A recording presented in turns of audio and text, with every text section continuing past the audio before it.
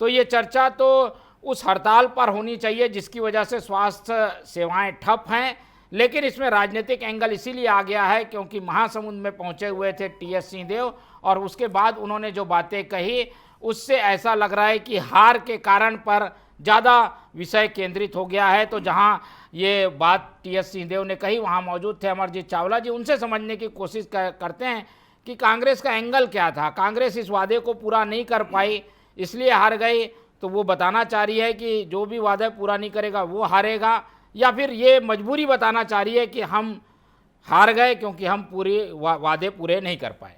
अमरजीत जी देखिए मोहन जी, सबसे पहले मैं आपको जन्मदिन की बहुत बहुत बधाई देता हूं और मैं आपको बताना चाहता हूं कि कल एक निजी कार्यक्रम में माननीय टीएस सिंहदेव साहब जी का महासमुंद आगमन हुआ था और वहां पर जिला कांग्रेस कमेटी के निवेदन पर वो कांग्रेस भवन जब गए तो कांग्रेस भवन में जब वो कार्यकर्ताओं से मिल रहे थे तो एनएचएम कर्मचारी संघ के पदाधिकारियों ने वहां आकर उनसे आग्रह किया कि हमारे धरने पर आप आइए और हमें समर्थन दीजिए, तो जिसे सहर्ष स्वीकार किया। एक जन नेता की ये पहचान होती है कि जब किसी भी प्रकार की प्रदेश की जनता और प्रदेश के बच्चों के ऊपर कोई परेशानी आती तो हर जन नेता का दायित्व होता है कि वो जाकर उसको समर्थन दे।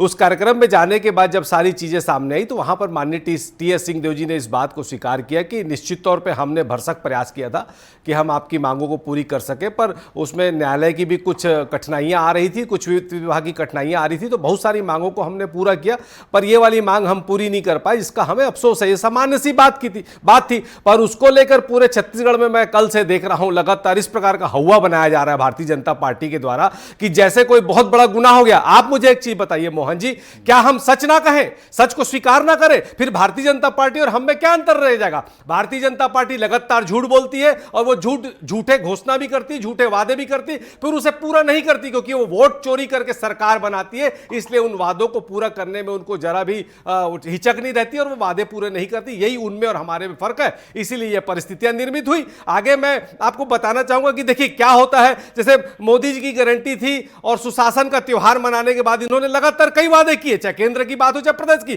कर्जा माफी की बात की इन्होंने, नहीं की। किसानों की आय दुगनी करने की बात की है, नहीं किए। 2 करोड़ रोजगार देंगे बोले, नहीं किए। एक के बदले 10 सर लाएंगे बोले थे, नहीं लाए। कि काला धन लाएंगे बोले थे, नहीं लाए। स्मार्ट सिटी बनाएंगे बोले थे, नहीं लाए। वैसी सुशासन की त्योहार ने अपने घोषणा पत्र में कई ठो मांगे की थी कि हम जो है युवाओं को 50% सब्सिडी के साथ कर्जा देंगे, हम जो है किसानों को कर्जा माफ करेंगे, 18 लाख आवास के लिए ऋण स्वीकृत करेंगे, 500 रुपए में सिलेंडर देंगे, 500 नए जन औषधि केंद्र खोलेंगे, यूपीएससी की तर्ज पे हम परीक्षा करवाएंगे। कुछ भी तो वादा पूरा नहीं किया। झूठ बोलते हैं पर डरते सिर्फ इसलिए नहीं है क्योंकि ये वोट चोरी से सरकार बनाते। यही हमारे और उनमें फर्क है कि वो झूठ बोल के अफवाहों का बाजार गर्म करके इस तरह के मामले को सामने लाते हैं और हम सच कहते हैं। हमारे नेता सच कहते हैं क्योंकि जो हम कहते हैं वो करते हैं, इसीलिए यही फर्क और हमारे और उनमें है। लेकिन जब जो वादे आप लोग नहीं पूरे कर सके, कुछ ऐसे कारण रहे होंगे, उसको आप लोग इतना उम्मीद क्यों करते हैं कि ये सरकार इतने जल्दी पूरा कर देगी?